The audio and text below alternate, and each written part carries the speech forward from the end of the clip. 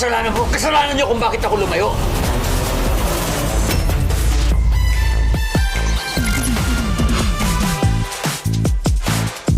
Dahil siguraduhin ko ho na mararating ko ho yung mga pangarap ko. Kundi gusto ko din po maging singer.